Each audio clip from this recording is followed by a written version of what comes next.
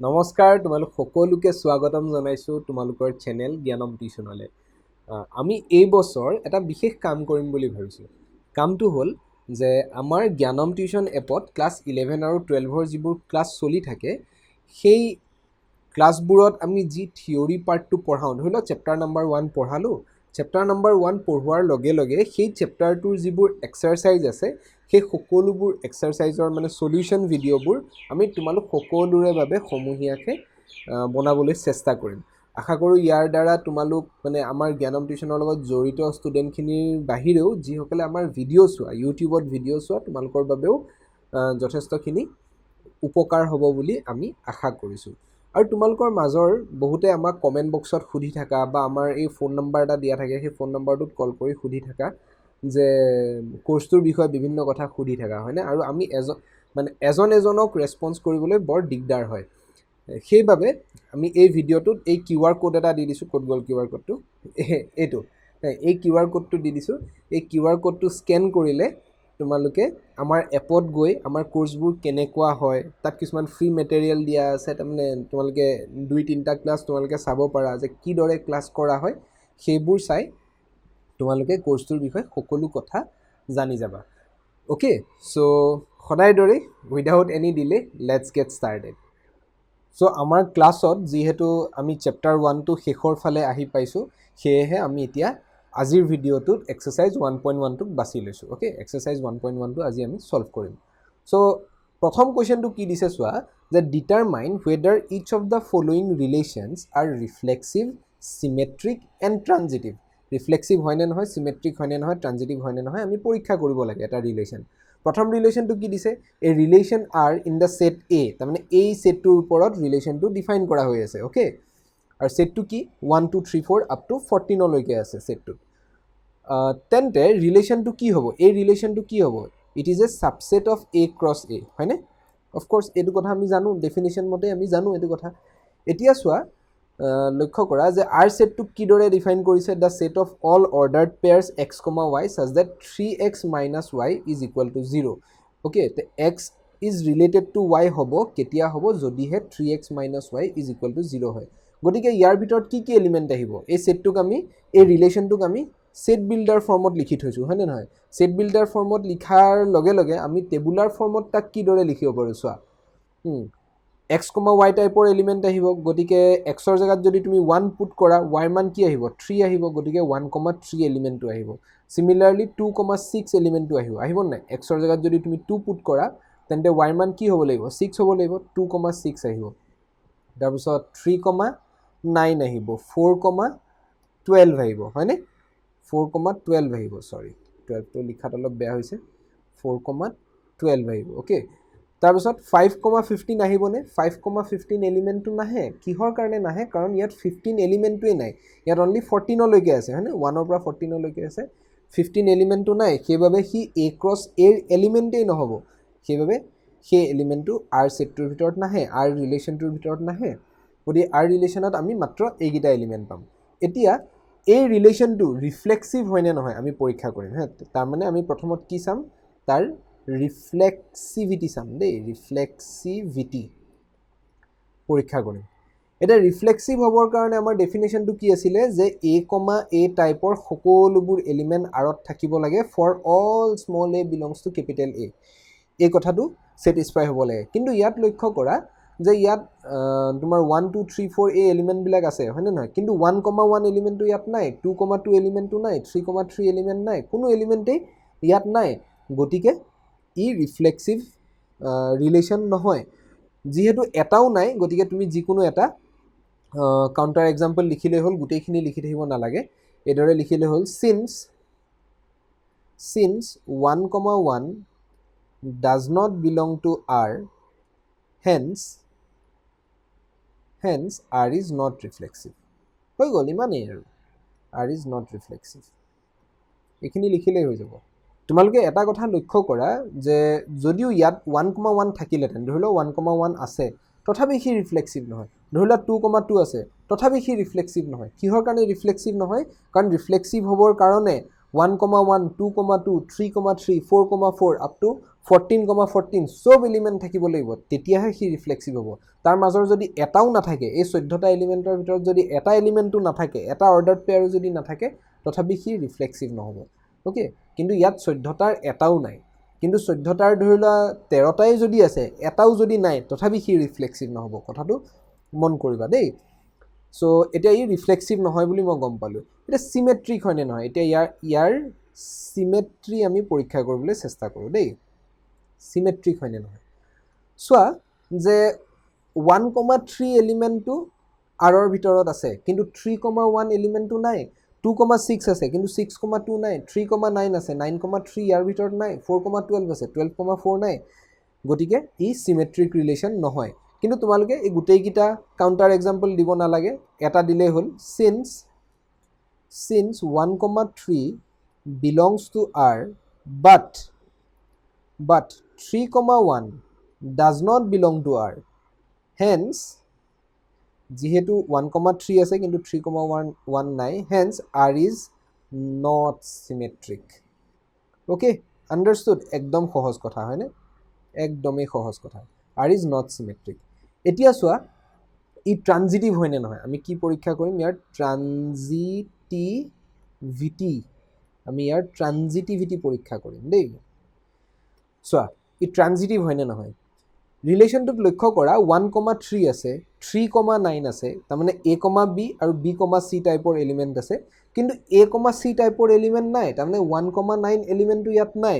গতিকে ই ট্ৰানজিটিভ ৰিলেশ্যন হ'ব নোৱাৰে। ট্ৰানজিটিভৰ কাৰণে কি হ'ব লাগিব, A, B আৰু B, C যদি ৰিলেশ্যনটোৰ ভিতৰত থাকে, তেন্তে লগালগ A, Cও থাকিব লাগিব। কিন্তু ইয়াত যিহেতু নাই, গতিকে ই ট্ৰানজিটিভ ৰিলেশ্যন নহয়। গতিকে তোমালোকে কি বুলি লিখিবা, since 1,3 and 3,9 belong to R, but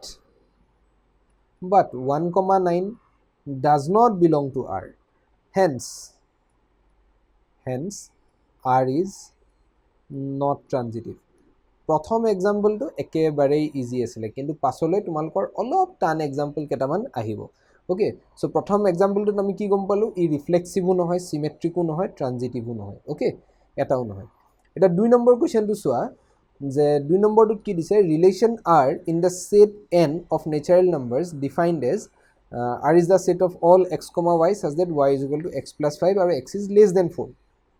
okay, যিহেতু ৰিলেশ্যনটো এনৰ ওপৰত ডিফাইন কৰা হৈ আছে, গতিকে এই ৰিলেশ্যনটো কাৰ ছাবছেট হ'ব, n ক্ৰছ এনৰ ছাবছেট হ'ব। অ'কে, n ক্ৰছ এনৰ ছাবছেট হ'ব, সেইটো তোমালোকে জানা বুলি মই ধৰি লৈছোঁ।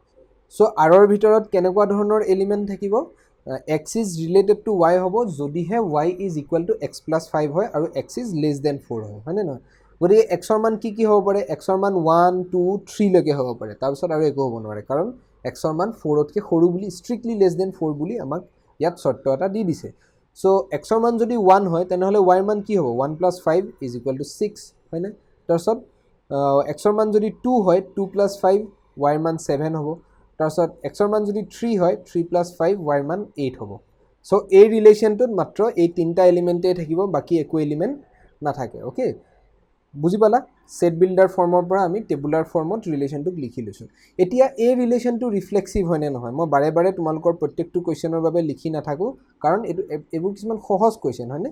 ৰিফ্লেক্সিভিটি, ৰিফ্লেক্সিভ হয়নে নহয় ই, চোৱা ই ৰিফ্লেক্সিভ নহয়। কিহৰ কাৰণে নহয়, কাৰণ 1,1, 2,2, 3,3 টাইপৰ এলিমেণ্টবিলাক ইয়াত নাই, গতিকে ই ৰিফ্লেক্সিভ এলিমেণ্ট নহয়, বা ৰিফ্লেক্সিভ ৰিলেশ্যন নহয়, একদম সহজ কথা হয়নে। তাৰপাছত চোৱা, যে ই তোমাৰ চিমেট্ৰিক ৰিলেশ্যন হয়নে নহয়, চিমেট্ৰিক ৰিলেশ্যন হয়নে নহয়, ইয়াৰ আমি কি চাম, চিমেট্ৰি চাম। লক্ষ্য কৰা যে 1,6 টাইপৰ এলিমেণ্ট আছে, কিন্তু 6,1 টাইপৰ এলিমেণ্ট নাই। 2,7 টাইপৰ এলিমেণ্ট আছে, কিন্তু 7,2 টাইপৰ এলিমেণ্ট নাই। 3,8 টাইপৰ এলিমেণ্ট আছে, কিন্তু 8,3 টাইপৰ এলিমেণ্ট নাই। গতিকে তোমালোকে যিকোনো এটা কাউণ্টাৰ এক্সাম্পলৰ সহায়তে লিখিব পাৰা যে এই ৰিলেশ্যনটো চিমেট্ৰিক ৰিলেশ্যন নহয়। তোমালোকে লিখিব পাৰা যে since 1,6 belongs to the set R, but 6,1 does not belong to the set R, therefore R is not symmetric. Similarly, ৰিফ্লেক্সিভিটিৰ ক্ষেত্ৰত তোমালোকে কিদৰে লিখিব পাৰা, since 1,1 does not belong to R, therefore R is not reflexive. একদম simple, একদম সহজ ভাষাত তোমালোকে এইদৰে লিখিব পাৰা ওকে এতিয়া প্ৰশ্ন হ'ল যে এই ৰিলেশ্যনটো ট্ৰানজিটিভ ৰিলেশ্যন হয়নে নহয় মই দেখিছোঁ বহুত ষ্টুডেণ্টে এই কথাটো ভুল কৰে হে বহুতে কয় যে এই ৰিলেশ্যনটো ট্ৰানজিটিভ ৰিলেশ্যন নহয় আমি এতিয়া ইয়াৰ কি পৰীক্ষা কৰিম ট্ৰানজিটিভিটি পৰীক্ষা কৰিম দেই চাবা সবেই কয় যে ট্ৰানজিটিভ ৰিলেশ্যন নহয় কিন্তু ই ট্ৰানজিটিভ ৰিলেশ্যন হয় কিহৰ কাৰণে হয় সেই কথাটো বুজিবৰ কাৰণে আমি ডেফিনেশ্যনটো ভালকৈ চাব লাগিব এটা ৰিলেশ্যনক আমি ট্ৰানজিটিভ ৰিলেশ্যন কেতিয়া কওঁ যদি a, b আৰু b, c টাইপৰ এলিমেণ্ট দুটা যদি আৰত থাকে তাৰ পৰা আমি ইমপ্লাই কৰিব পাৰিব লাগিব যে a, c টাইপৰ এলিমেণ্ট আৰত আছে আৰু এই কথাটো কাৰ কাৰণে শুদ্ধ হ'ব লাগিব for all a, b, c belong to the set a তাৰমানে যিটো সেটৰ ওপৰত ৰিলেশ্যনটো ডিফাইন কৰি আছোঁ সেই সেটটোৰ সকলোবোৰ এলিমেণ্টৰ কাৰণে এই কথাটো শুদ্ধ হ'ব লাগিব এইটো হ'লে আমি তাক কি বুলি কওঁ ট্ৰানজিটিভ ৰিলেশ্যন বুলি কওঁ কিন্তু ট্ৰানজিটিভ ৰিলেশ্যন আমি কেতিয়া নকম হে মানে ট্ৰানজিটিভ ৰিলেশ্যন হোৱাৰ ডেফিনেশ্যন এইটো ট্ৰানজিটিভ ৰিলেশ্যন নোহোৱাৰ ডেফিনেশ্যন কি তোমালোকে মেথামেটিকেল লজিক জানিব লাগিব মই মোৰ ক্লাছত মানে মেথামেটিকেল লজিকৰ কথা পঢ়াওঁ কিন্তু এতিয়াতো সৰু ছুটি এটা ভিডিঅ'ত গোটেইখিনি কথা বুজাই শেষ কৰিব নোৱাৰি কিন্তু ছুটিকে মই তোমালোকক কওঁ যে ট্ৰানজিটিভ নোহোৱাৰ ডেফিনেশ্যন কি জানানে সেইটো কিতাপত নাই কিন্তু ট্ৰানজিটিভ নোহোৱাৰ ডেফিনেশ্যনটো তোমালোকে নিজে লিখিব পাৰা ট্ৰানজিটিভ নোহোৱাৰ ডেফিনেশ্যনটো হৈছে এইটো যে there exist a, b, c belongs to capital A আৰু এই ডেফিনেশ্যনটো লিখিবৰ কাৰণে তোমালোকে মেথামেটিকেল লজিক অলপ জানিব লাগিব মেথামেটিকেল লজিক জানিলেহে এই ডেফিনেশ্যনটো লিখিব পাৰিবা তো there exist a, b, c belongs to capital A such that a, b and b, c belongs to R but a, c does not belong to R তাৰমানে আমি যিটো সেটৰ ওপৰত ৰিলেশ্যনটো ডিফাইন কৰি আছোঁ সেই সেটটোত আমি যদি এনেকুৱা তিনিটা এলিমেণ্ট পাওঁ a, b, c such that a, b আৰু b, c এই দুটা এলিমেণ্ট ৰিলেশ্যনটোৰ ভিতৰত আছে কিন্তু a, c এলিমেণ্টটো ৰিলেশ্যনটোৰ ভিতৰত নাই তেন্তে আমি তাক কি বুলি ক'ম ট্ৰানজিটিভ ৰিলেশ্যন নহয় বুলি ক'ম ওকে তেতিয়াহে মই তাক নট ট্ৰানজিটিভ বুলি ক'ম আণ্ডাৰষ্টুড এই ডেফিনেশ্যনটো বিৰাট ইম্পৰ্টেণ্ট কিন্তু দেই কিহৰ কাৰণে ইম্পৰ্টেণ্ট চোৱা কাৰণ ইয়াৰ আগৰ যিটো ৰিলেশ্যন আছিলে তাক আমি কি কৈছিলোঁ ট্ৰানজিটিভ নহয় কিহৰ কাৰণে আমি এনেকুৱা দুটা এলিমেণ্ট বিচাৰি পাইছিলোঁ 1,3 আৰু 3,9 এনেকুৱা দুটা এলিমেণ্ট বিচাৰি পাইছিলোঁ আৰত such that 1,9 does not belong to R সেইবাবে মই তাক নট ট্ৰানজিটিভ বুলি কৈছিলোঁ হয়নে নহয় this was the definition of not transitive এতিয়া চোৱা এই যিটো ৰিলেশ্যন পাইছোঁ আৰ ৰিলেশ্যনটোৰ ভিতৰত যিকেইটা এলিমেণ্ট আছে 1,6 2,7 আৰু 3,8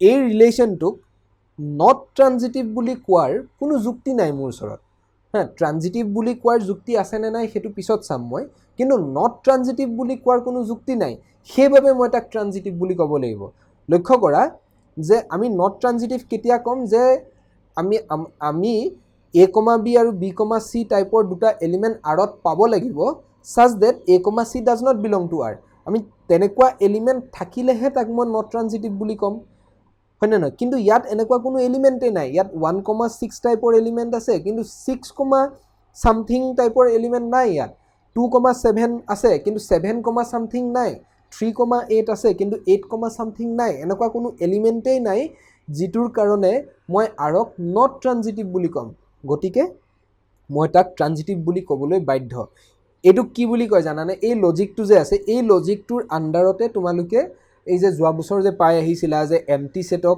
যিকোনো সেটৰ সাবসেট বুলি কিহৰ কাৰণে কওঁ আমি হয়নে নহয় এই লজিকটোৰ আণ্ডাৰতে আমি এমটি সেটক যিকোনো সেটৰ সাবসেট বুলি কওঁ কাৰণ এমটি সেটক কোনো সেটৰ সাবসেট নহয় বুলি কোৱাৰ আমাৰ ওচৰত কোনো যুক্তি নাই সেইবাবে আমি তাক মানে সাবসেট হয় বুলি ক'বলৈ বাধ্য এতিয়া আমি কিদৰে লিখিবা এইদৰে লিখিব পাৰা যে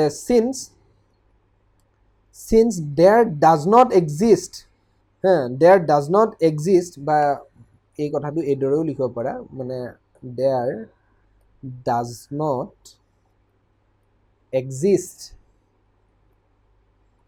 any element any a, b, c in n such that a, b, b, c belongs to R and A, C does not belong to R.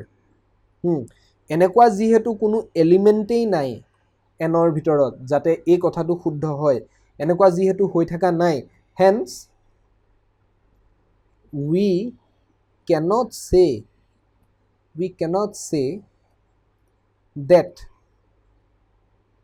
R is not transitive. আমি তাক not transitive বুলি ক'ব নোৱাৰোঁ। Okay? Therefore, R is transitive. যিহেতু আমি তাক transitive নহয় বুলি ক'ব নোৱাৰোঁ, গতিকে সি transitive হৈ যাব। বুজি পাইছা কথাটো? সো এইখিনি বস্তু তোমালোকৰ বাবে টান হ'ব পাৰে যদিহে তোমালোকে মেথামেটিক্যাল লজিক নাজানা, কিন্তু যদি মেথামেটিক্যাল লজিক জানা তেনেহ'লে একেবাৰে সহজ কথা। ওকে, এতিয়া কুৱেশ্যন নম্বৰ 3 লৈ আহোঁ চোৱা। এইটো কি দিছে চোৱা, the relation R in the set A 1 2 3 4 5 6 এই ছেটটোৰ ওপৰত ডিফাইন কৰিছে। সো আৰ ইয়াত কি হ'ব, R is a subset of A cross A হ'ব, হয়নে নহয়? আৰু এই ছাবছেটটোক কিদৰে ডিফাইন কৰা হৈছে, the set of all ordered pairs x comma y such that y is divisible by x. Y is divisible by x মানে কি, এক্সে ৱাইক ডিভাইড কৰি আছে, হয়নে? গতিকে ইয়াক যদি মই এতিয়া অৰ্ডাৰ্ড পেয়াৰ হিচাপে যদি চব টেবুলাৰ ফৰ্মত যদি মানে অৰ্ডাৰ্ড পেয়াৰবিলাক যদি লিষ্ট কৰি দিওঁ, তেনেহ'লে ইয়াৰ ভিতৰত কি কি এলিমেণ্ট আহিব? লক্ষ্য কৰা 1এ 1ক ডিভাইড কৰে, গতিকে 1,1 টাইপৰ এলিমেণ্ট আহিব, 1,1 এলিমেণ্টটো আহিব। 1এ 2কো ডিভাইড কৰে, গতিকে 1,2 আহিব, 1,3 আহিব, 1,4 আহিব, তাৰপিছত 1,5 আহিব, 1,6 আহিব। এই গোটেইকেইটা এলিমেণ্টে আহিব। কিহৰ কাৰণে আহিব? কাৰণ 1এ সকলোকে ডিভাইড কৰে।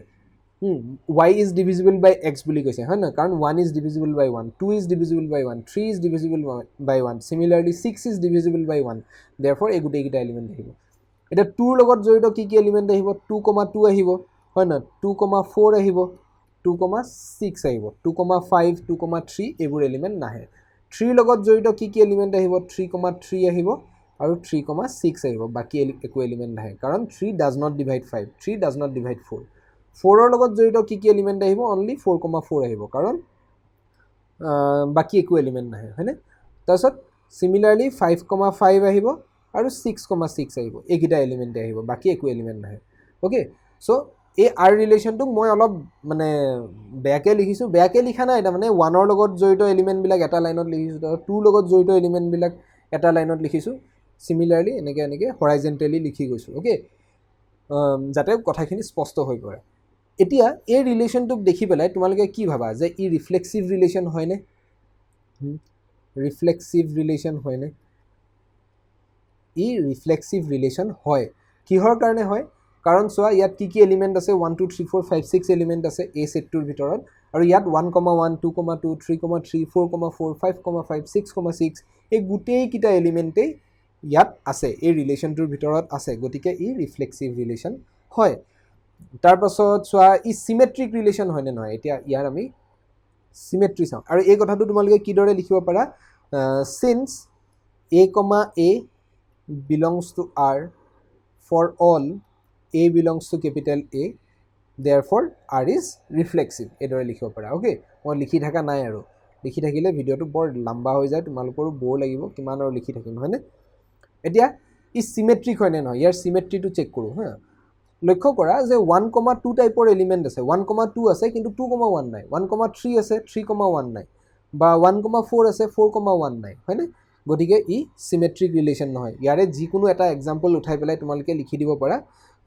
চিম্পল একদম সহজ এক্সাম্পল যিটো আছে, প্ৰথমতে যিটো আমি পাই আছোঁ সেইটোকে লিখিলে হ'ল যে since 1,2 belongs to R but 2,1 does not belong to R, therefore R is not symmetric, এইদৰে লিখিলে হ'ল। অ'কে, এতিয়া এই ট্ৰানজিটিভ হয়নে নহয়? এই ৰিলেশ্যনটো ট্ৰানজিটিভ হয়নে নহয়? চাবা দেই, এতিয়া আমি কি পৰীক্ষা কৰিম? ইয়াৰ ট্ৰানজিটিভিটি পৰীক্ষা কৰিম। এই কথাটো অলপ জেনেৰেলাইজড ৱেত প্ৰুভ কৰিবলৈ বেছি সুবিধা হয়। তুমি কিমান চাই থাকিবা? 1,2 আছে, 2,2 আছে, আকৌ 1,2 আছে, হয়নে নহয়? এনেকৈ বাৰে বাৰে চাই থাকিবলৈ অসুবিধা। 2,4 আছে, 4,4 আছে, চ' 2,4 য়েছ আছে। চ' এইবিলাক বস্তু বাৰে বাৰে চাই থাকিবলৈ ট্ৰানজিটিভিটিৰ ক্ষেত্ৰত, মানে এই ৰিলেশ্যন, পাৰ্টিকুলাৰলি এই ৰিলেশ্যনটোৰ ক্ষেত্ৰত মানে এটা এটাকৈ চেক কৰিবলৈ অসুবিধা, সেইবাবে ইয়াক আমি জেনেৰেলি প্ৰুভ কৰিবলৈ চেষ্টা কৰোঁ। চাবা দেই, যে যদি আমি পৰীক্ষা কৰিব লাগে যে যদি a, b আৰু b, c বিলংছ টু যদি r হয় তেন্তে a, c বিলংছ টু যে r হয় সেইটো কথা আমি ইয়াত প্ৰুফ কৰিব লাগে। a, b আৰু b, c belongs two r হোৱাৰ অৰ্থ কি? ইয়াৰ অৰ্থটো হ'ল যে a b ক ডিভাইড কৰি আছে আৰু b এ c ক ডিভাইড কৰি আছে, আৰু সেই কথাটো কিদৰে লিখিব পাৰি যে a divides b and a divides c, এটা একদম ষ্ট্ৰেইট লাইন এটাৰে এই কথাটো ডিনোট কৰা হয় দেই। a divides b টো এই ষ্ট্ৰেইট লাইনেৰে লিখা হয়। চ' a divides b আৰু b এইটো b divides c, b divides c, okay. এতিয়া a যদি b ক ডিভাইড কৰি আছে তেনেহ'লে b ইজ ইকুৱেল টু কি হ'ব? লক্ষ্য কৰা, b is equal to a into lambda 1 for some lambda 1 belongs to z, lambda 1 কিবা এটা ইয়াত ইণ্টিজাৰ বুলি ধৰি লৈছোঁ। আকৌ b এ যদি c ক ডিভাইড কৰি আছে তেনেহ'লে c ইকুৱেল টু মই কি বুলি লিখিব পাৰোঁ? b ইনটু লেমডা 2 বুলি লিখিব পাৰোঁ, হয়নে? ইয়াত কি বস্তু লক্ষ্য কৰা যে ইয়াত লেমডা 1 আৰু লেমডা 2 বিলংছ টু z, কিবা ইণ্টিজাৰ হয় আৰু, অ'কে।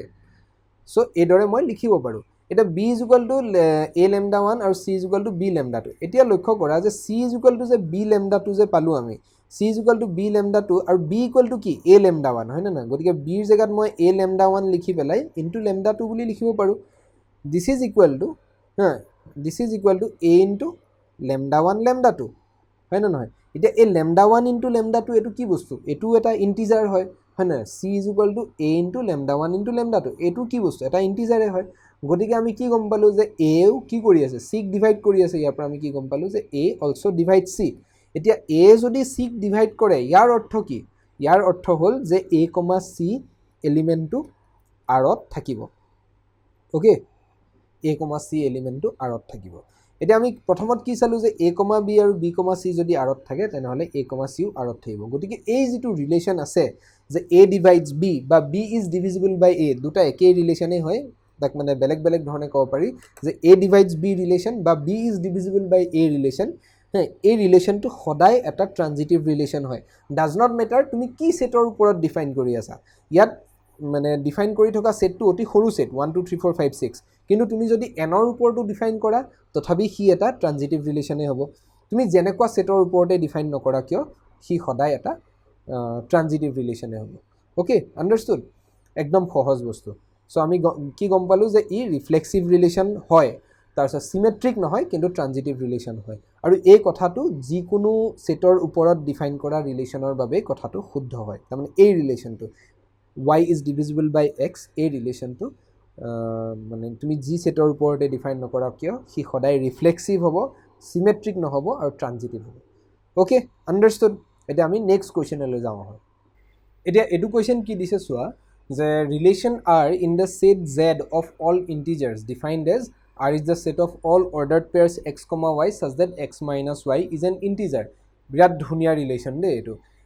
গতিকে ই কাৰ ছাবছেট হ'ব? r is a subset of z cross z, হয়নে নহয়? মানে ইণ্টিজাৰ ক্ৰছ ইণ্টিজাৰৰ এটা ছাবছেট হ'ব। এতিয়া লক্ষ্য কৰা প্ৰথম কথা হ'ল যে ই ৰিফ্লেক্সিভ ৰিলেশ্যন হয়নে নহয়। ইয়াৰ আমি কি চেক কৰিম? ৰিফ্লেক্সিভিটি চেক কৰোঁ প্ৰথমত দেই। ই এটা ৰিফ্লেক্সিভ ৰিলেশ্যন হয়। কিহৰ কাৰণে হয়? কাৰণ x টাইপৰ সকলোবোৰ এলিমেণ্ট তোমাৰ আৰত বিলং কৰিব। কিহৰ কাৰণে বিলং কৰিব চোৱা, এইদৰে লিখিব পাৰা signs x minus x is equal to 0 is an integer, হয়নে নহয়? 0 এটা ইণ্টিজাৰ হয়নে নহয়? is an integer, okay।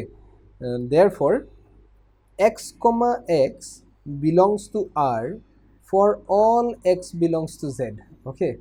এইদৰে তোমালোকে লিখিব পাৰা যিকোনো ইণ্টিজাৰৰ বাবেই x, x এলিমেণ্টটো r ৰিলেশ্যনটোৰ ভিতৰত থাকিব, আৰু যিহেতু থাকিব গতিকে therefore আমি কি গম পাওঁ যে r is reflexive। বিৰাট ধুনীয়া ৰিলেশ্যন দেই এইটো, r is reflexive। নেক্সটটো চোৱা, ই চিমেট্ৰিক হয়নে নহয়? ইয়াৰ আমি চিমেট্ৰিটো পৰীক্ষা কৰিবলৈ চেষ্টা কৰোঁ। চিমেট্ৰিক হয়নে নহয়? প্ৰথমত আমি কি ধৰি ল'ম যে x, y r ৰ ভিতৰত আছে। লেট x, y প্ৰথমত আমি লেট বুলি লিখি লওঁ, হা। Let x, y belongs to r, মানে x, y এলিমেণ্টটো r ৰ ভিতৰত আছে বুলি ধৰি লৈছোঁ। দেন যদি ই r ৰ ভিতৰত থাকে ইয়াৰ অৰ্থ কি যে x minus y is an integer, হয়নে নহয়? x minus y is an integer। x minus y যদি ইণ্টিজাৰ হয় তেন্তে minus of x minus y ও এটা ইণ্টিজাৰ হ'ব নহ'ব? যদি 3 এটা ইন্টিজাৰ হয়, -3 এটা ইন্টিজাৰ হয়, আকৌ যদি -3 এটা ইন্টিজাৰ হয়, তেনেহ'লে -3 which is equal to 3 is also an integer, হয়নে নহয়? গতিকে এটা নাম্বাৰ ইন্টিজাৰ হ'লে তাৰ নিগেটিভ নাম্বাৰটো এটা ইন্টিজাৰে হয়, অ'কে? ইয়াক কি বুলি কোৱা হয় জানানে? এটা যদি যদি ইন্টিজাৰ হয়, তেনেহ'লে তাৰ এডিটিভ ইনভাৰ্চটো ইন্টিজাৰ হ'ব। তাৰমানে ইন্টিজাৰ এটাৰ এডিটিভ ইনভাৰ্চটো ছেটটোৰ ভিতৰতে থাকে, ইন্টিজাৰৰ ছেটটোৰ ভিতৰতে থাকে। বাৰু এইবিলাক কথা কৈ পেলাই মই তোমালোকক কনফিউজ কৰিব খোজা নাই, কিন্তু তোমালোকে যদি তোমালোকৰ মাজৰ কোনোবাই যদি সেই কথাটো ধৰিব পাৰিছা, then it's very good. So x minus y is an integer হোৱাৰ লগে লগে minus of x minus y is also an integer, হয়নে নহয়? বা এইটো বাৰে বাৰে এইদৰে লিখি নাথাকি x minus y belongs to z বুলি লিখিছোঁ, belongs to z, okay, is an integer. So minus of x minus y বুলি কোৱাৰ লগে লগে এইটো কি হৈ যাব? y minus x হৈ যাব নাযাব? y minus x belongs to z. So implies y minus x যদি belongs to z হয়, তেন্তে ইয়াৰ অৰ্থ কি যে y, x এলিমেণ্টটো আৰত থাকিব। আৰু এই কথাখিনি কাৰ কাৰণে শুদ্ধ? For all x, y belongs to জেডৰ কাৰণে এই কথাটো শুদ্ধ কথা, হয় নহয়? যিকোনো ইন্টিজাৰৰ কাৰণে শুদ্ধ কথা। কিহৰ কাৰণে যিকোনো ইন্টিজাৰৰ কাৰণে শুদ্ধ কথা? কাৰণ ইয়াত আমি যিটো x আৰু y এলিমেণ্টটো লৈছোঁ, x, y এলিমেণ্টটো লৈছোঁ, সেইটো এটা ৰেণ্ডম এলিমেণ্ট, এটা ৰেণ্ডমাইজড এলিমেণ্ট, এটা যাদৃচ্ছিকভাৱে চুজ কৰা এলিমেণ্ট হয়, হয়নে নহয়? সেইবাবে আমি ধুনীয়াকৈ এই কথাটো সকলোবোৰ এলিমেণ্টৰ কাৰণে সঁচা বুলি ক'ব পাৰোঁ। চ' it is A symmetric relation. ইয়াতে তোমালোকে লিখি দিব পাৰা দেয়াৰফৰ আৰ ইজ চিমেট্ৰিক। এতিয়া চাওঁ আমি ই ট্ৰানজিটিভ হয়নে নহয়। এতিয়া আমি ইয়াৰ ট্ৰানজিটিভিটি চেক কৰোঁ দেই, ই ট্ৰানজিটিভ হয়নে নহয়। প্ৰথমত আমি কি বুলি ধৰি ল'ম যে x, y আৰু y, z এই দুয়োটা এলিমেণ্ট আৰত আছে বুলি ধৰি ল'ম। আৰত আছে, ইয়াৰ অৰ্থ কি যে x মাইনাছ y আৰু y মাইনাছ z এই দুয়োটা এলিমেণ্ট ক'ত থাকিব? জেডত থাকিব। এই দুয়োটা কি হ'ব? ইন্টিজাৰ হ'ব। এতিয়া দুটা ইন্টিজাৰ যদি আমাক দিয়া আছে, সিহঁতৰ যোগফলটোও এটা ইন্টিজাৰে হ'ব, হয়নে নহয়? এইটো কয় ক্লোজাৰ আণ্ডাৰ এডিশ্যন। তোমালোকে যদি আগতে পাই আহিছা, তোমালোকে আবদ্ধ ধৰ্ম বুলি পাই আহিছা, হয়নে নহয় স্কুলত থাকোঁতে? চ' যোগৰ ক্ষেত্ৰত তোমাৰ অখণ্ড সংখ্যাবোৰ আবদ্ধ হয়নে নহয়? চ' কি হৈ যাব? x minus Y plus y minus Z এই দুটা ইন্টিজাৰক যদি আমি প্লাছ কৰোঁ, আমি আকৌ এটা কি পাম? ইন্টিজাৰে পাম, হয়নে? গতিকে এই দুটা নাম্বাৰক আমি যোগ কৰিলে কি পাম? x minus Y plus y minus Z, y cancel out হৈ যাব, x minus Z belongs to capital Z হ'ব, হয়নে? তাৰমানে x মাইনাছ জেড যিটো নাম্বাৰ সি এটা ইন্টিজাৰ হ'ব। আৰু x মাইনাছ জেড যদি ইন্টিজাৰ হয়, তেনেহ'লে x, z এই অৰ্ডাৰ পেয়াৰটো কাৰ ভিতৰত থাকিব? আৰৰ ভিতৰত থাকিব, হয়নে? চৰ্তটোতো সেইটোৱে আছিলে, আৰৰ ভিতৰত কেতিয়া থাকিব? যদি x মাইনাছ ৱাই এটা ইন্টিজাৰ হয়। ইয়াত দেখিছোঁ আমি x মাইনাছ জেড এটা ইন্টিজাৰ হয়, দেয়াৰফৰ x, z এলিমেণ্টটো আৰৰ ভিতৰত থাকিব।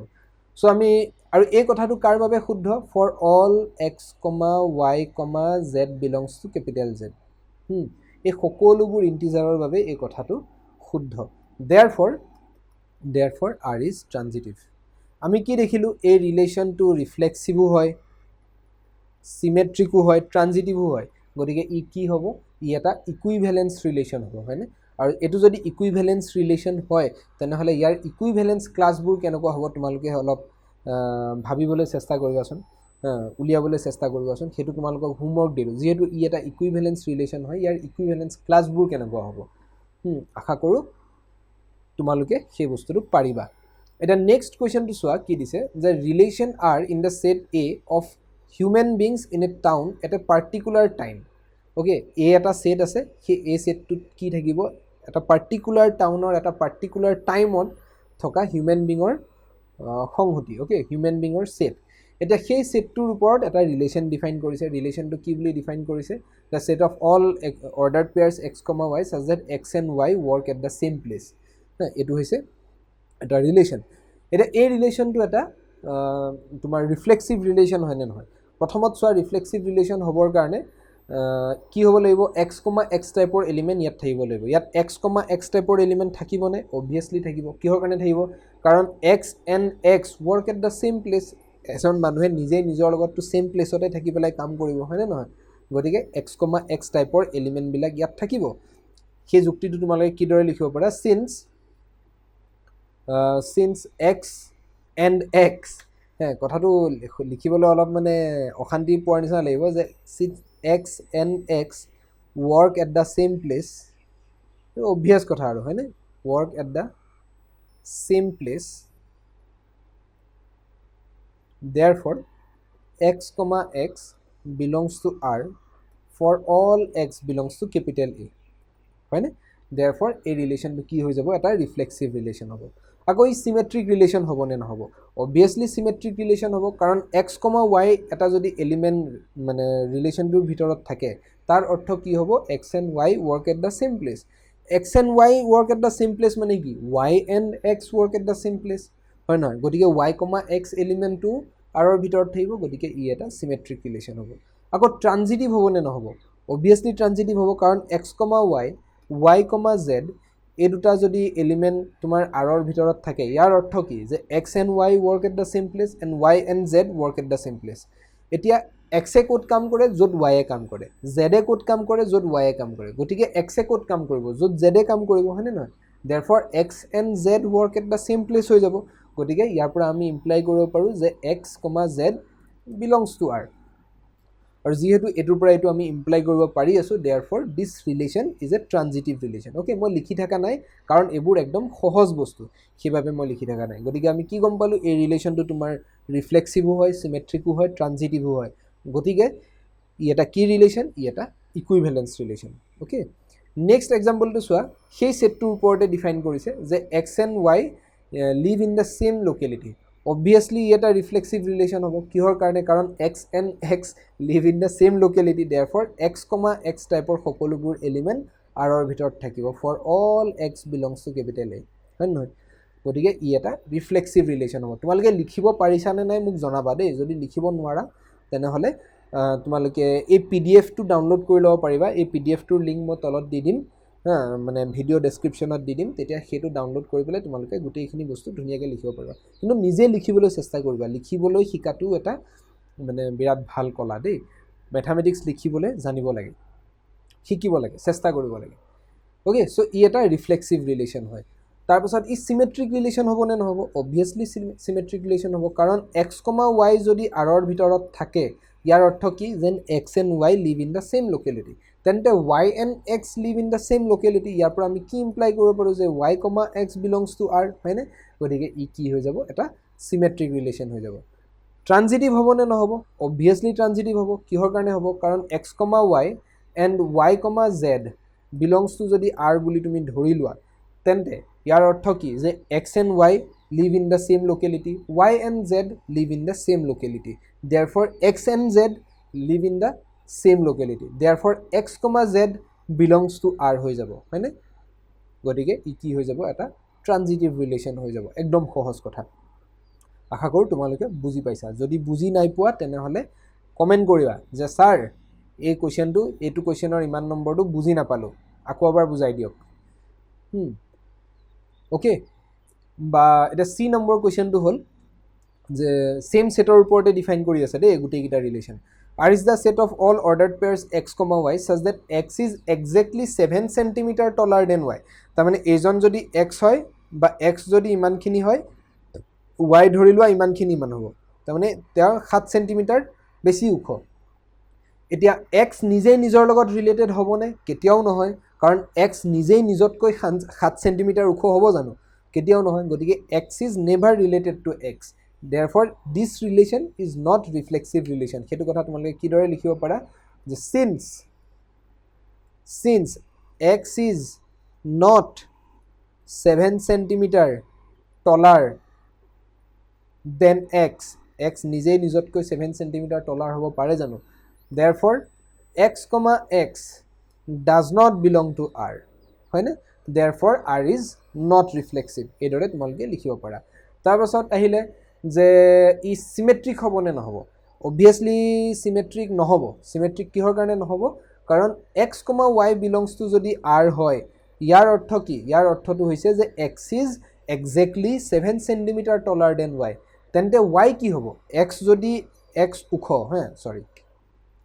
তোমাৰ এক্স এজন ওখ মানুহ, ৱাই এজন চাপৰ মানুহ, ঠিক আছে, কিমান চেণ্টিমিটাৰ চাপৰ, 7 চেণ্টিমিটাৰ চাপৰ, তেন্তে ৱাই কি হ'ব, y is exactly 7 centimetre shorter then এক্সে হ'ব, টলাৰ দেন টু এক্স নহয়, হয় নে নহয়, y xতকৈ চুটিহে হ'ব, ওখটো নহয়।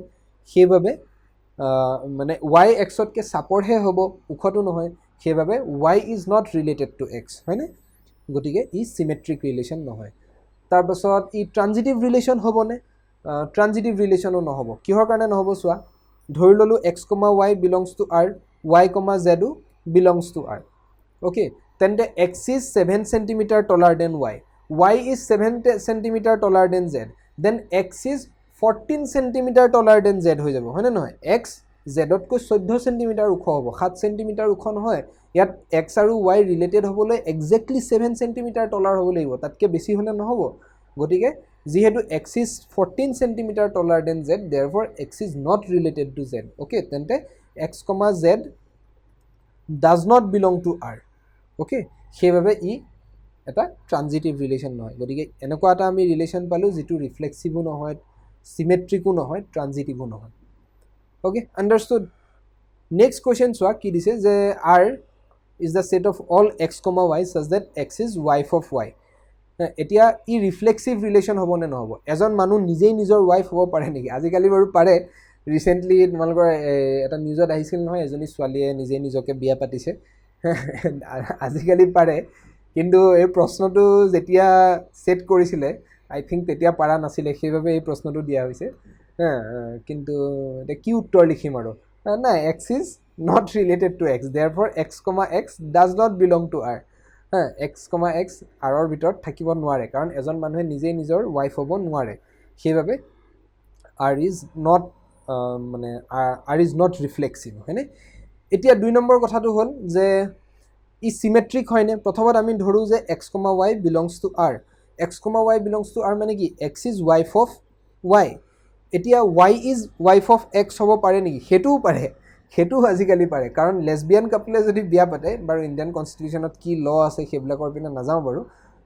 যদি দুজনী ছোৱালীয়ে বিয়া পাতে, তেন্তে x is a wife of Y, y is a wife of x. সেইটো কথাও আজিকালি অলমষ্ট পচিবল। কিন্তু বাৰু মই আগৰ ট্ৰেডিশ্যনেল ৱেতে বাৰু মানে কুৱেশ্যনটো এপ্ৰ'চ কৰোঁ। যদি এক্স যদি ৱাইৰ ৱাইফ হয়, তেনেহ'লে ৱাই এক্সৰ ৱাইফ হ'ব নোৱাৰে। দেয়াৰফৰ Y, x does not belong to R, হয়নে নহয়? সেইবাবে ই চিমেট্ৰিক ৰিলেশ্যন নহয়। এতিয়া লক্ষ্য কৰা, ই ট্ৰানজিটিভ ৰিলেশ্যন হয়নে নহয়? ই কিন্তু ট্ৰানজিটিভ ৰিলেশ্যন হয় দেই। এই কথাটো যুক্তিটো বুজিবলৈ চেষ্টা কৰিবা। অলপ আগত যে এটা ট্ৰানজিটিভ ৰিলেশ্যনৰ এটা এক্সাম্পল দেখিছিলোঁ, যে আমি তাক ট্ৰানজিটিভ বুলি নোকোৱাৰ কোনো যুক্তিয়ে নাই। চিমিলাৰলি ইয়াকো ট্ৰানজিটিভ বুলি নোকোৱাৰ কোনো যুক্তিয়ে নাই। চাবা দেই, প্ৰথমত ধৰি লওঁ যে এক্স, ৱাই আৰু Y, Z belongs to Z. এই এনেকুৱা দুটা এলিমেণ্ট আমি বিলংছ টু আৰ হ'ব, হয়নে নহয়? এক্স, ৱাই আৰু Y, Z belongs to R. এনেকুৱা দুটা এলিমেণ্ট আমি আৰৰ ভিতৰত পাব পাৰোঁ জানো? আমি কেতিয়াও পাব নোৱাৰোঁ। কিহৰ কাৰণে পাব নোৱাৰোঁ চোৱা, যদি x is wife of Y, তেনেহ'লে ৱাই কি এজন মতা মানুহ বুলি ইয়াত ধৰি থকা হৈছে। তে সেই মতা মানুহজন কাৰোবাৰ ৱাইফ হ'ব পাৰে জানো?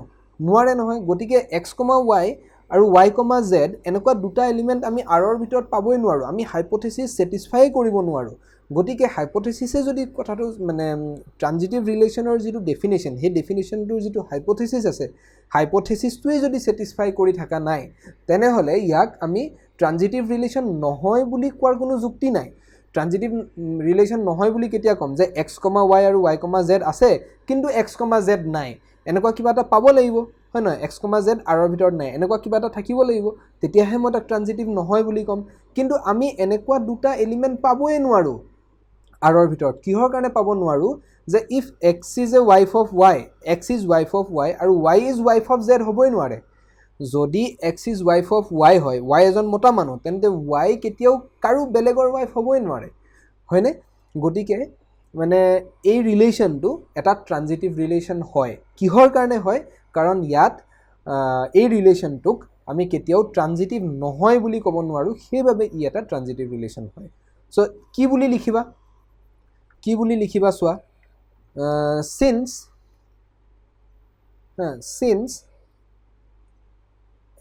বা এইদৰে লিখা ৰ'বা ইফ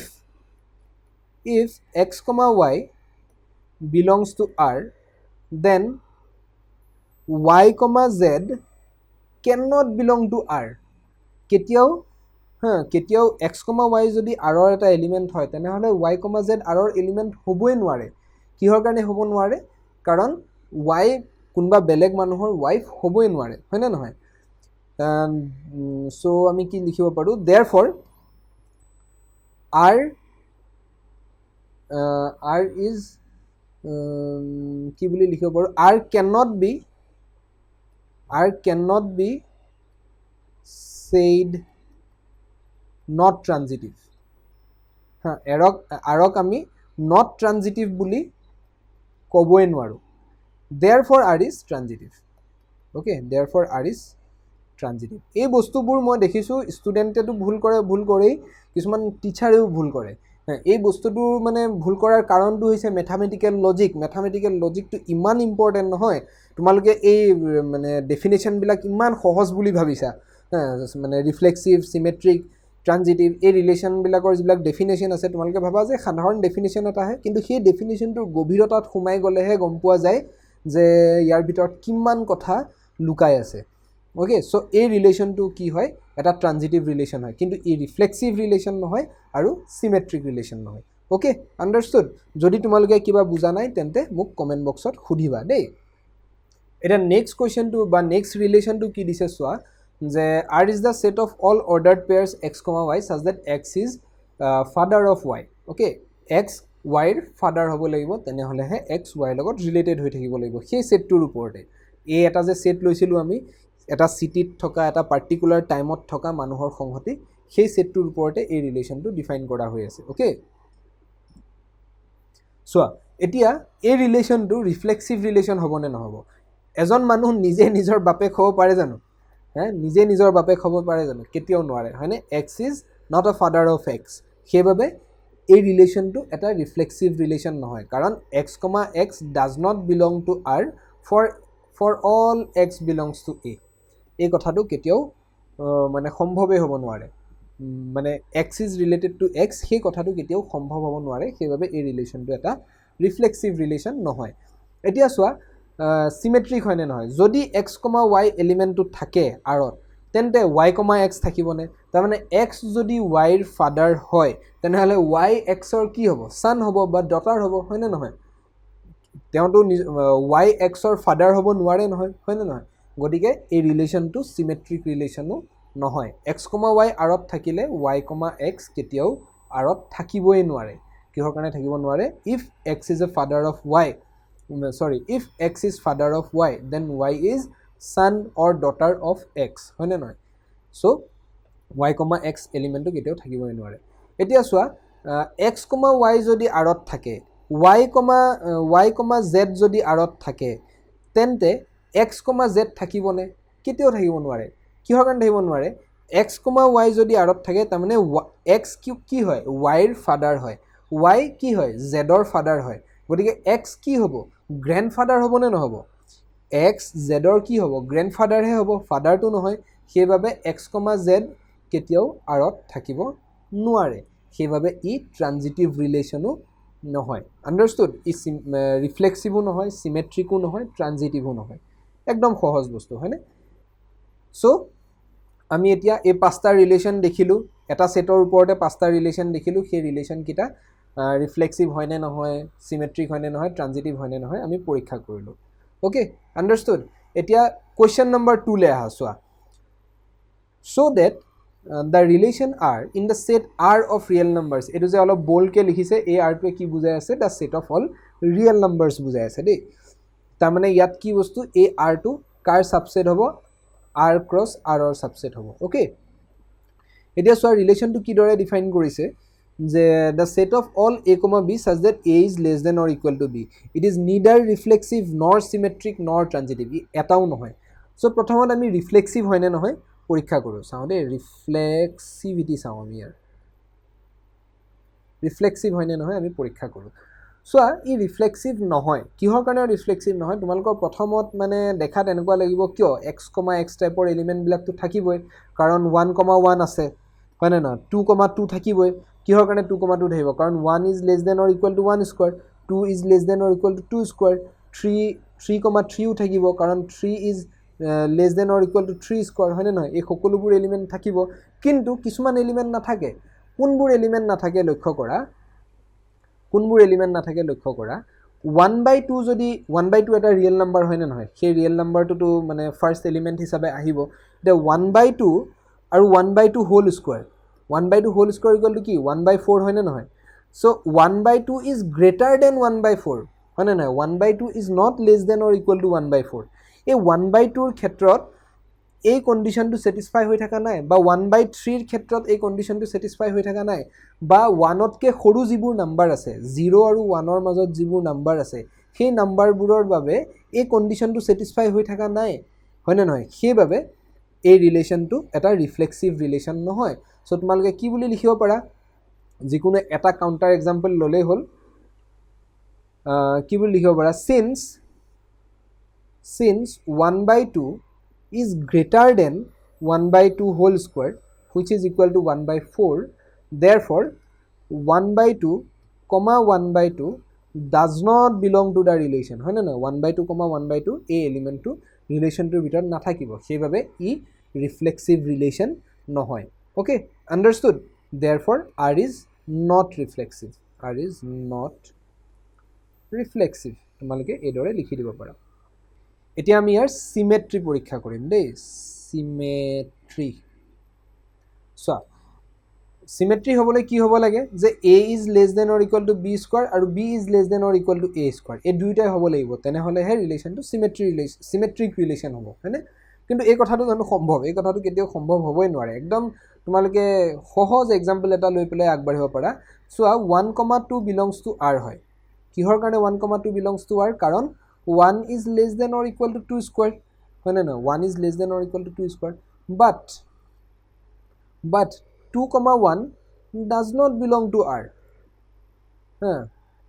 since কিহৰ কাৰণে does not belong to r কাৰণ 2 is greater than 1 square হয় না 2 is greater than 1 square therefore 2,1 does not belong to r সেইবাবে এই ৰিলেশ্যনটো এটা symmetric relation নহয় therefore r is not symmetric তোমালোকে ইয়াত লিখি দিব পাৰিবা okay ইয়াত এনে since বুলি লিখি দিব পাৰা since 1,2 belongs to r but 2,1 does not belong to r therefore this relation is not symmetric এতিয়া আমি চাম যে এই ৰিলেশ্যনটো ট্ৰানজিটিভ ৰিলেশ্যন হয় না ইয়াৰ আমি ট্ৰানজিটিভিটি পৰীক্ষা কৰিম ওকে ট্ৰানজিটিভ ৰিলেশ্যন হ'বলৈ কি হ'ব লাগে যে a is less than or equal to b square যদি হয় b is less than or equal to যদি c square হয় তেনেহ'লে a is less than c square হ'বনে নহয় আমি সেই কথাটো পৰীক্ষা কৰি চাব লাগে দেখাত এনেকুৱা লাগে যে হ'ব কিন্তু আচলতে নহয় আমাৰ যিটো ধাৰণা আমাৰ যিটো ইনটুইশ্যনৰ দিশৰ পৰা এনেকুৱা লাগে যে এই কথাটো শুদ্ধ হয় কিন্তু আচলতে এই কথাটো শুদ্ধ নহয় ভালকৈ চোৱা লক্ষ্য কৰা যে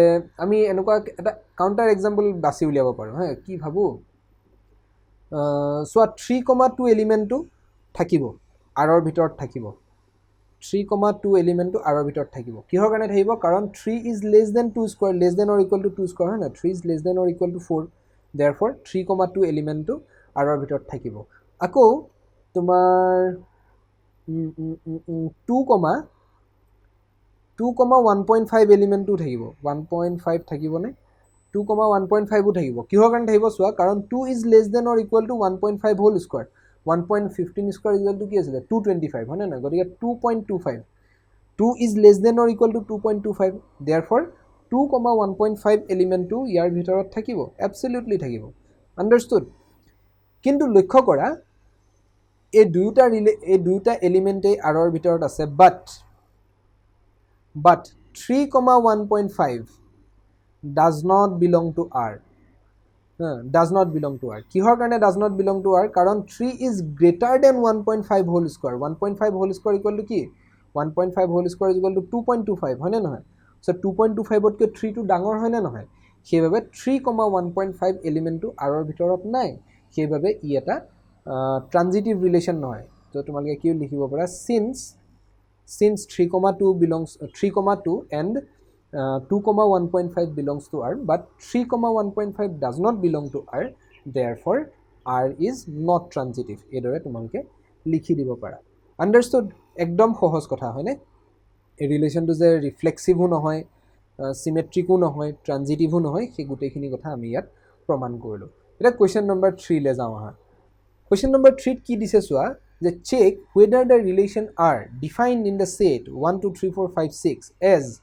this is reflexive, symmetric or transitive হয় নে নহয় reflexive, symmetric, transitive পৰীক্ষা কৰিব দিছে ওকে কাৰ ওপৰত ডিফাইন কৰিছে 1 2 3 4 5 6 ৰ ওপৰত ডিফাইন কৰিছে গতিকে ৰিলেশনটোক মই যদি অৰ্ডাৰ্ড পেয়াৰবিলাকক যদি লিষ্ট কৰি দিওঁ বা টেবুলাৰ ফৰ্মত যদি অৰ্ডাৰ ৰিলেশনটোক লিখিবলৈ চেষ্টা কৰোঁ তেন্তে কি কি আহিব ইয়াত এলিমেণ্ট প্ৰথমত আহিব a ৰ মান যদি 1 বহাও b ৰ মান 2 হ'ব 1,2 2,3 3,4 4,5 5,6 এইকেইটা আহিব 6,7 আহিব নে 6,7 নাহে কিহৰ কাৰণে কাৰণ 7 এলিমেণ্টটো এই সেটটোৰ ওপৰত নাই ওকে 6,7 নাহে এইকেইটা এলিমেণ্ট আহিব এতিয়া এই ৰিলেশনটো ৰিফ্লেক্সিভ ৰিলেশন হয় নে নহয় এবছলিউটলি নহয় কিহৰ কাৰণে নহয় কাৰণ 1,2 এলিমেণ্ট 1,1 2,2 3,3 এই এলিমেণ্টবোৰ এই ৰিলেশনটোৰ ভিতৰত নাই সেইবাবে ই এটা ৰিফ্লেক্সিভ ৰিলেশন নহয় সিম্পলি তোমালোকে লিখি দিব পাৰা যে since 1,1 does not belong to R therefore R is not reflexive তাৰপিছত ই symmetric relation হয় নে ই symmetric relationও নহয় কিহৰ কাৰণে নহয় কাৰণ 1,2 belongs to R but 2,1 does not belong to R therefore R is not symmetric একদম সহজ কথা হয় নে আকৌ চোৱা transitive হয় নে transitive নহয় কাৰণ 1,2 belongs to R 2,3 belongs to R but 1,3 does not belong to R হয় নে সেইবাবে ই ট্ৰানজিটিভ নহয় এইদৰে তোমালোকে ধুনীয়াকৈ লিখি ল'ব পাৰা মই লিখি থকা নাই আদাৰৱাইজ ভিডিঅ'টো 2 ঘণ্টা 3 ঘণ্টা হৈ যাব দেই সেইবাবে মই লিখি থকা নাই একদম সহজ বস্তু এইবোৰ এটা কুৱেশ্যন নম্বৰ 4 লৈ যাওঁ হা so that the relation R in the set R এইটো R মানে হৈছে real number they defined by a b such that a is less than or equal to b is reflexive হয় ট্ৰানজিটিভ হয় বাট সিমেট্ৰিক নহয় এইটো এটা বৰ ধুনীয়া ৰিলেশ্যন এটো কয় তোমাৰ অৰ্ডাৰ ৰিলেশ্যন বুলি কয় অৰ্ডাৰ ৰিলেশ্যন সদায় তোমাৰ ৰিফ্লেক্সিভ হ'ব সিমেট্ৰিক নহ'ব কিন্তু ট্ৰানজিটিভ হ'ব প্ৰথমত ৰিফ্লেক্সিভ যে হয় সেই কথাটো তোমালোকে কিদৰে প্ৰমাণ কৰিব পাৰা মই 1 নম্বৰ 2 নম্বৰকে লিখিছোঁ দেই 1 নম্বৰ মানে ৰিফ্লেক্সিভ মই বাৰে বাৰে লিখি থকা নাই ৰিফ্লেক্সিভ হয় নে নহয় চোৱা যে since a is less than or equal to a for all a belongs to R সকলোবোৰ ৰিয়েল নাম্বাৰৰ বাবে এই কথাটো শুদ্ধ কথা this implies that a belongs to R এই ৰিলেশ্যনটোৰ ভিতৰত থাকিব for all a belongs to the set of all real numbers হয় না লক্ষ্য কৰিবা a r2 a আৰু a r2 মাজত ডিফাৰেন্স আছে কিন্তু a r2 এটা ৰিলেশ্যন বুজাই আছে a r2 A the set of all real numbers বুজাই আছে সেইবে ইয়াক মই কিদৰে লিখিছো সেইটো লক্ষ্য কৰিবা ৰিয়েল নাম্বাৰক এইদৰে দুটা আছ দি লিখা হয় ই কি বুজায় the set of all real numbers বুজায় ওকে গতিকে এই ৰিফ্লেক্সিভ ৰিলেশ্যন হয় কিহৰ কাৰণে ৰিফ্লেক্সিভ ৰিলেশ্যন হয় কাৰণ a টাইপৰ সকলোবোৰ এলিমেণ্ট এই ৰিলেশ্যনটোৰ ভিতৰত থাকিব 2 নম্বৰ কথা হ'ল যে ই সিমেট্ৰিক হয় নে নহয় সিমেট্ৰিক নহয় কিহৰ কাৰণে সিমেট্ৰিক নহয় চোৱা যে প্ৰথমত আমি ধৰি লম যে a, b বা এটা এক্সাম্পল দিয়ে বুজাও for example 1,2 belongs to R ৰিলেশ্যনটোৰ ভিতৰত থাকিব কিহৰ কাৰণে থাকিব since 1 is less than or equal to 2 but 2,1 does not belong to R কিহৰ কাৰণে নাথাকিব কাৰণ since 2 is greater than 1 হয় নে নহয় it is not less than or equal to 1 therefore 2,1 এলিমেণ্টটো R ত নাথাকিব therefore R is not symmetric okay হি symmetric relation নহয় লাষ্টত আমি চাম যে ই ট্ৰানজিটিভ ৰিলেশ্যন হয় নে নহয় আৰু ট্ৰানজিটিভিটিৰ কাৰণে আমি গোটেই সকলোবোৰ এলিমেণ্টৰ কাৰণে ট্ৰানজিটিভিটি প্ৰমাণ কৰিব লাগিব হয় নে নহয় ইয়াত আমি এক্সাম্পলৰ সহায়ত প্ৰমাণ কৰিব নোৱাৰোঁ জেনেৰেল কেছ হিচাপে প্ৰমাণ কৰিব লাগিব চ' আমি প্ৰথমত ধৰি লওঁ যে ছাপ'জ a, b, c এই দুয়োটাই আৰত আছে ৰিলেশ্যনটোৰ ভিতৰত আছে ইয়াৰ পৰা আমি কি ইমপ্লাই কৰিব পাৰোঁ যে a is less than or equal to b আৰু b is less than or equal to c এইটো কথা আমি ইমপ্লাই কৰিব পাৰোঁ এইটো কথা যদি হয় তেনেহলে ইয়াৰ পৰা লগলগ আমি এটো ইমপ্লাই কৰিব পাৰো নে নোৱাৰো যে a is less than or equal to c ইয়াৰ অৰ্থ কি যে a, c belongs to R হয়নে আৰু এই কথাটো যিকোনো a b c belongs to the set of real numbers or বাবে এই কথাটো শুদ্ধ সেইবাবে therefore R is transitive okay সেইবাবে R এটা transitive relation understood একদম সহজ কথা তোমালোকে এইবোৰ কথা নিজে লিখিবলৈ মানে নিজে কৰিবলৈ চেষ্টা কৰিবা যদি নোৱাৰা তেনেহলেহে মোৰ ভিডিঅ'বিলাক চাবা আদাৰৱাইজ মোৰ এই ভিডিঅ'বোৰ নাচাবা তোমালোকে নিজে চেষ্টা কৰিবা যদি নোৱাৰা তেনেহ'লেহে এই ভিডিঅ'বোৰ চাবা দেই নেক্সট এটা এক্সাম্পল দিছে চোৱা সৰি কুৱেশ্যন দিছে চোৱা যে check whether the relation are defined in the set of all real numbers they define by আগতে a is less than or equal to b square আছিলে এতিয়া a is less than or equal to b cube দিছে ই reflexive symmetric ট্ৰানজিটিভ হয়নে নহয় পৰীক্ষা কৰিব দিছে প্ৰথমত চাওঁ যে ই ৰিফ্লেক্সিভ হয়নে নহয় আগৰ দৰেই ই ৰিফ্লেক্সিভ নহয় কিহৰ কাৰণে ৰিফ্লেক্সিভ নহয় কাৰণ 1তকৈ সৰু যদি কিবা এটা তুমি নাম্বাৰ লৈ লোৱা 0 আৰু 1ৰ মাজত যদি কিবা এটা নাম্বাৰ লৈ লোৱা সেইবোৰ নাম্বাৰৰ কাৰণে এই কণ্ডিশ্যনটো ছেটিছফাই হৈ নাথাকে ফৰ এক্সাম্পল তোমালোকে কি বুলি লিখিব পাৰা signs 1/2 is greater than 1/2 whole cube 1/2 whole cube equal to কি হৈ যাব 1/8 হৈ যাব হয়নে it is greater than 1/8 therefore 1/2 1/2 does not belong to the relation r therefore r is not reflexive হয় না নহয় r reflexive হ'ব নোৱাৰে দুই নম্বৰ কথা হ'ল যে ই সিমেট্ৰিক হয় নে নহয় সিমেট্ৰিক obviously নহব কিহৰ কাৰণে নহব কাৰণ 1,2 এলিমেন্টটো তোমাৰ r ৰ ভিতৰত থাকিব কিহৰ কাৰণে থাকিব কাৰণ 1 is less than or equal to 2 cube obviously এই কথাটো একদম সহজ কথা পৰীক্ষা কৰি চাবলৈ হয় না নহয় but 2,1 does not belong to r কিহৰ কাৰণে does not belong to r কাৰণ 2 is greater than 1 cube 1 cube equal to কি হয় 1 হয় হয় না নহয় আৰু 2 is greater than 1 cube গতিকে 2,1 এলিমেন্টটো r ৰ ভিতৰত নাই গতিকে ই এটা সিমেট্ৰিক ৰিলেশ্যন নহয় আন্ডাৰস্টুড একদম সহজ কথা এতিয়া লাষ্টত আমি চাম যে ই ট্ৰানজিটিভ ৰিলেশ্যন হয় নে নহয় এতিয়া ট্ৰানজিটিভিটিটো চোৱা 3 নম্বৰ বুলি মই লিখিছোঁ হ্যাঁ বাৰে বাৰে লিখি থকা নাই আৰু তো ট্ৰানজিটিভিটিত চোৱা যে আমি এতিয়া ই ট্ৰানজিটিভ ৰিলেশ্যন নহয় সেইটো কথা আমি জানো গতিকে তাৰ বাবে আমি এটা তোমাৰ কাউণ্টাৰ এক্সাম্পল বিচাৰি ল'ব লাগিব আৰু সেই কাউণ্টাৰ এক্সাম্পল বিচাৰি উলিওৱাটো এটা টান কাম হ্যাঁ তোমালোকে প্ৰথমবাৰৰ বাবে যদি এই কুৱেশ্যনটো দেখি আছা তেনে তোমালোকে মানে এই কুৱেশ্যনটো কাউণ্টাৰ এক্সাম্পলটো বিচাৰি নোপোৱাৰ পচিবিলিটি বেছি কিন্তু মই তোমালোকৰ বাবে আছো উলিয়াই দিওঁ এটা কাউণ্টাৰ এক্সাম্পল সাপোজ 3,3/2 এই এলিমেন্টটো r ৰ ভিতৰত থাকিব কিহৰ কাৰণে থাকিব চোৱা কাৰণ 3 is less than 3/2 whole cube 3/2 whole cube is equal to কিমান তোমাৰ 27/8 হ'ব নহ'ব 8 3 গুণে 24 24 3 27 গতিকে এটো 3 প্লাস তোমাৰ 3/8 এনেকুৱা ফৰ্মত আহিব হয়নে 3 প্লাস 3/8 গতিকে এই 3 তকৈ এটা ডাঙৰ নাম্বাৰ গতিকে এই এলিমেন্টটো তোমাৰ r ৰ ভিতৰত আছে আকৌ চোৱা যে 3/2, 6/5 এই এলিমেন্টটো r ৰ ভিতৰত থাকিব কিহৰ কাৰণে থাকিব কাৰণ 3/2 is less than 6/5 whole cube 6/5 whole cube 6 cube is equal to কিমান 6 6 গুণে 36 36 তোমাৰ 216 216 by 125 এটো হ'ব 125 টো সো এটো হৈ যাব তোমাৰ 1 প্লাস তোমাৰ 91/125 হয়নে নহয় আৰু 3/2 টো হৈছে 1 প্লাস 1/2 হয়নে নহয় 3/2 টোক মই কি বুলি লিখিব পাৰো 1 plus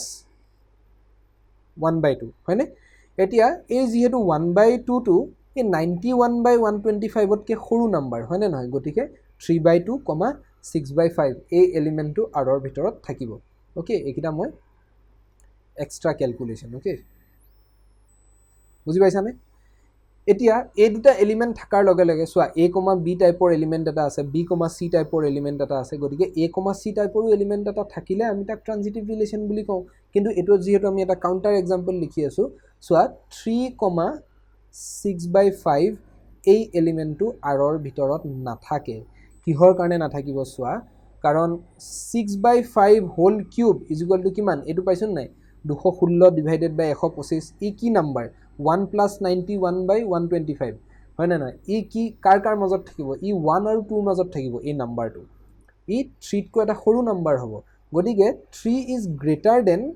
6/5 whole cube which is equal to 1 plus 91/125 এই নাম্বাৰটো 1 আৰু 2 মাজত থকা এটা সংখ্যা কি 3 তকৈ obviously সৰু হ'ব সেইভাবে তোমাৰ এই এলিমেন্টটো r ৰ ভিতৰত নাথাকে therefore r is not transitive okay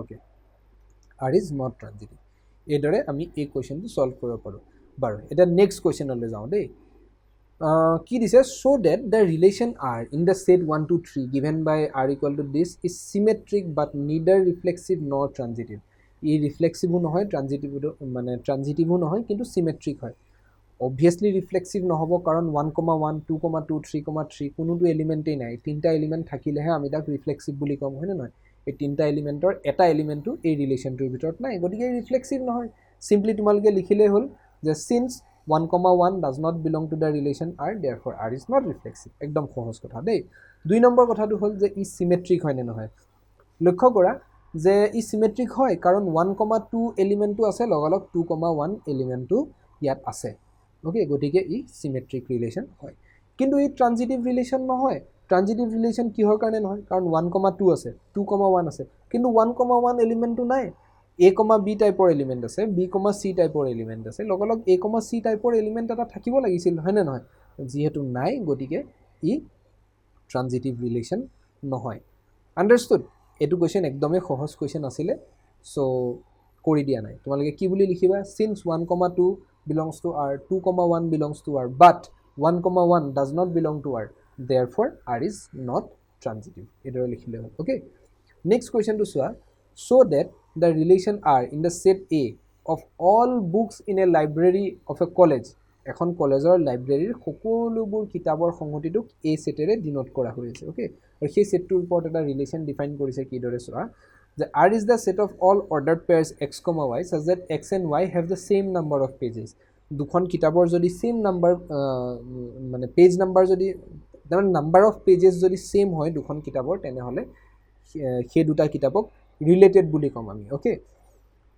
এতিয়া চোৱা এই ৰিলেশ্যনটো এটা ইকুইভেলেন্স ৰিলেশ্যন হয় আৰু লক্ষ্য কৰা যে ই যদি ইকুইভেলেন্স ৰিলেশ্যন হয় তাৰমানে ই তোমাৰ ৰিফ্লেক্সিভো হ'ব চিমেট্ৰিকো হ'ব ট্ৰানজিটিভো হ'ব ৰিফ্লেক্সিভ কিহৰ কাৰণে হয় কাৰণ x, x belongs to R for all x belongs to A এই কথাটো সদায় শুদ্ধ হ'ব কিহৰ কাৰণে এখন কিতাপত সদায় সেম মানে x and x have the same number of pages always হয় নে নহয় therefore x, x belongs to R for all x belongs to capital A therefore এই ৰিলেশ্যনটো এটা ৰিফ্লেক্সিভ ৰিলেশ্যন হ'ব 2 নম্বৰ কথাটো হ'ল যে ই চিমেট্ৰিক হয় নে নহয় প্ৰথমত আমি ধৰি লওঁ যে suppose x, y belongs to R x, y belongs to R মানে কি ইয়াৰ পৰা মই কি ইমপ্লাই কৰিব পাৰোঁ যে x and y have the same number of pages উলুটাকে কথাটো যদি মই কওঁ যে y and x have the same number of pages তাৰ পৰা মই কি ইমপ্লাই কৰিব পাৰোঁ যে y, x belongs to R and this is true for all x, y belongs to A okay